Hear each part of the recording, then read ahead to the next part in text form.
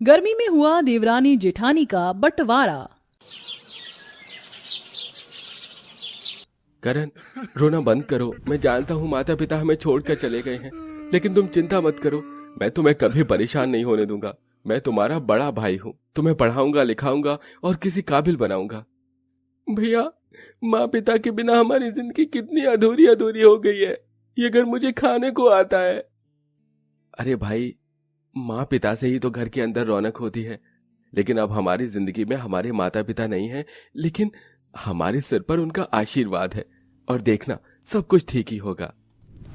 करण और सुभाष दोनों भाई अनाथ हो गए थे और अब सुभाष को अपने भाई की जिंदगी संभालनी थी, जिसके चलते वह खेती बाड़ी करने लगता है। जो खेत उसके माता पिता ने मरने से पहले उसके लिए छोड़ दिया था, वह उस पर दिन रात मेहनत करके फसल उगाता है और गांव से शहर भेजता है। इसी बीच वह करण की पढ़ाई के साथ साथ अपना बहुत बड़ा घर भी बनवा लेता है। ये लो करण, खाना खा लो।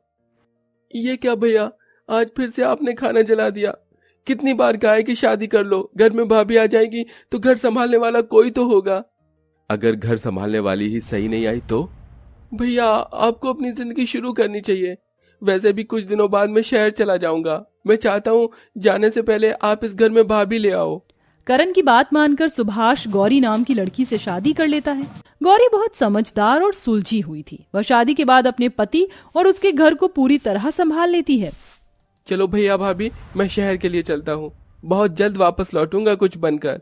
हाँ देवर जी, जब तक आप आएंगे मैं आपके लिए लड़की भी ढूंढ लूंगी। भाभी जी, आप भी ना। करण इतना कहकर ट्रेन में चढ़ जाता है। इसके बाद उसके भैया भाभी दोनों मिलकर खेती बाड़ी करते रहते हैं और शहर में उसकी जरूरत के अनुसार पैसे भिजवाते रहते हैं। देखते ही देखते 7-8 साल हो जाते हैं। इस बीच गौरी और सुभाष को एक बेटा भी हो जाता है, जो अब 7 साल का होता है। सुनिए जी, पड़ोसन एक रिश्ता बता रही थी। लड़की बहुत समझदार, पढ़ी लिखी है और अच्छे घर की है। हमारे करण के लिए अच्छी रहेगी। ठीक है, पहले करण को शहर से वापस लौट तो आने दो। कुछ समय बाद जब करण अपनी पढ़ाई पूरी करके शहर से वापस घर आता है तो उसकी भाभी उसकी शादी करवाने के लिए उसे कहती है। भाभी भैया, दरअसल मुझे आपसे कुछ बात करनी है। मैं एक लड़की से प्यार करता हूँ और उसी से शादी भी करना चाहता हूँ। अरे देवर जी, आप तो बड़े छुपे रुस्तम निकले। अगर ऐसी बात थी तो आपने हमें बताया क्यों नहीं? हम उसी से शादी करवाएंगे जिससे आप शादी करना चाहते हैं। करण को शहर की सिमरन बहुत पसंद थी।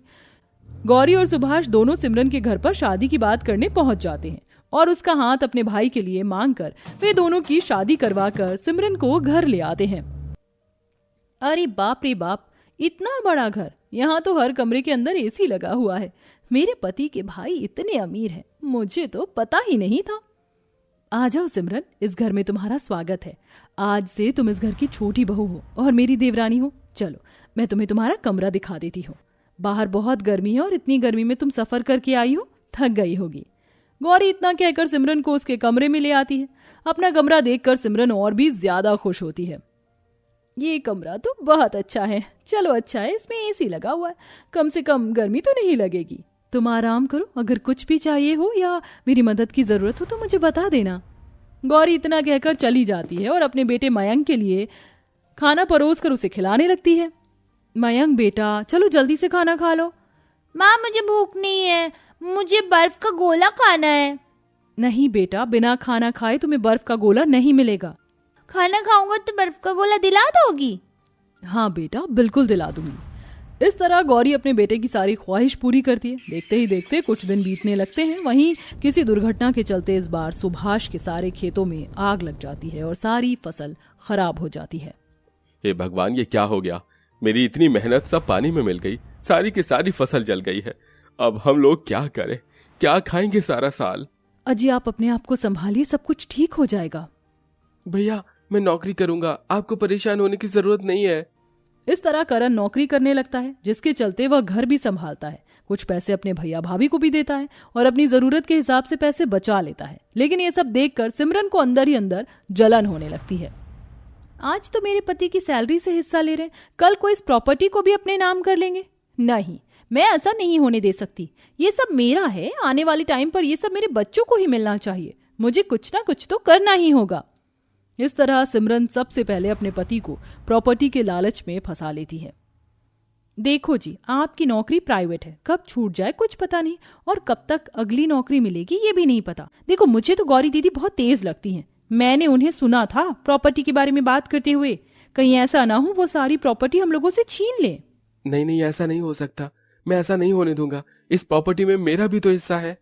इसीलिए तो मैं आपको समझा रही हूँ, समय रहते अपने हिस्से पर कब्जा कर लीजिए, कहीं आगे जाकर हम हिस्से में बंटवारा भी ना ले पाए।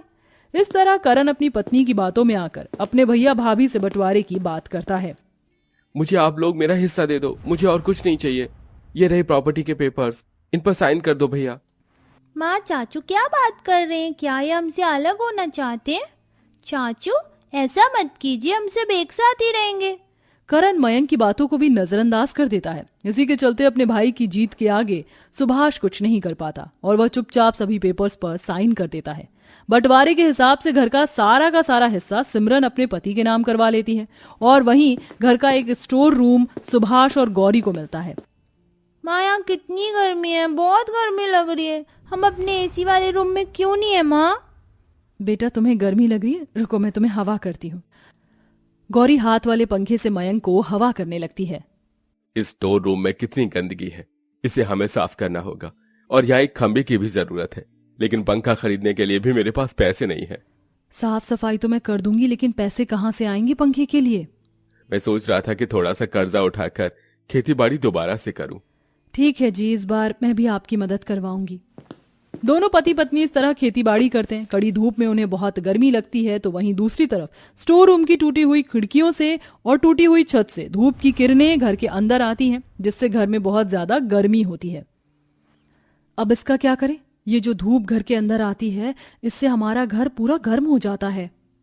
खेती के चारों तरफ हरी हरी घास हो रही है, उन्हें काट कर इन जगहों पर लगा देते हैं। ठंडी घास से घर गर्म होने की जगह ठंडा हो जाएगा। इस तरह दोनों पति पत्नी गर्मी में घास काट कर लाते हैं और उसे खिड़की से लेकर छत पर लगा देते हैं। इसके बाद उनके घर में धूप आनी बंद हो जाती है और उनका कमरा भी ठंडा रहता है। वहीं दूसरी तरफ देवरानी बंटवारे के बाद एसी की ठंडी हवा में आराम से रह रही होती है। अब तो इस पूरे घर पर मेरा ही कब्जा है। किसी भी कमरे में जाकर कोई भी एसी ऑन कर सकती हूँ और कहीं से भी ठंडी हवा खा सकती हूँ। गर्मी का तो नामो निशान तक नहीं है। सिमरन बड़े ही घमंड में ये सब कह रही थी कि तभी बिजली कट जाती है और घर में एसी से लेकर पंखे सब बंद हो जाते हैं। अरे ये क्या, बिजली कैसे कट हो गई? शाम को जब करण वापस लौटता है तो वो बहुत उदास होता है। सिमरन, दो बुरी खबरें हैं। पहली कि मेरी नौकरी छूट गई और दूसरी कि पूरे 50,000 का बिजली का बिल आया है। जब तक हम इसे भर नहीं देते तब तक बिजली हमें नहीं मिलेगी और मेरे पास तो इतने पैसे भी नहीं हैं। अब हम लोग क्या करेंगे? तुम्हें तो पता है मुझे गर्मी बर्दाश्त नहीं होती। अब कुछ है भी नहीं करने के लिए। सारा दिन अब सिमरन और करण को घर में बिना बिजली में रहना पड़ता है, तो वहीं सुभाष और गौरी की मेहनत रंग लाती है। वह अच्छी खासी खेती करके उसका अच्छा मुनाफा प्राप्त करते हैं। धीरे धीरे वह अपने स्टोर रूम के कमरे को बहुत अच्छा बनवा देते हैं और साथ में अपने घर की परेशानियों को ठीक कर लेते हैं। उनकी ये तरक्की देखकर सिमरन और करण को अपने किए पर शर्मिंदगी महसूस होती है। क्यों ना हम जेठानी जी और जेठ जी से मदद लें? अरे किस मुंह से जाओगी मदद मांगने? याद है ना, हम लोगों ने उनके साथ कितना बुरा किया। सारा घर अपने हिस्से में कर लिया और उन्हें गर्मी में मरने के लिए छोड़ दिया। इस तरह सिमरन और करण दोनों परेशान बैठे थे, तभी गौरी उनके पास आती है। ये लो देवरानी जी, पूरे 50,000 रुपए हैं। बिजली दफ्तर में ये पैसे भर देना, इसके चलते बिजली वापस आ जाएगी। जेठानी जी, आपको कैसे पता कि हमें 50,000 रुपए की जरूरत है? माफ करना, मैंने तुम्हारी बातें सुन ली थी, मुझसे देखा नहीं गया तुम्हें इस हालत में।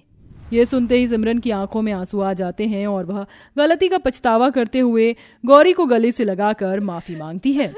अरे रोने की जरूरत नहीं है, सब कुछ ठीक हो जाएगा। इस तरह देवरानी को अपनी गलती का एहसास होने के बाद वह सब कुछ पहले की तरह करने के लिए सारी प्रॉपर्टी वापस से सुभाष के नाम करवा देती है और वह सभी उस बड़े से घर में एक साथ पहले की तरह खुशी खुशी रहने लगते हैं।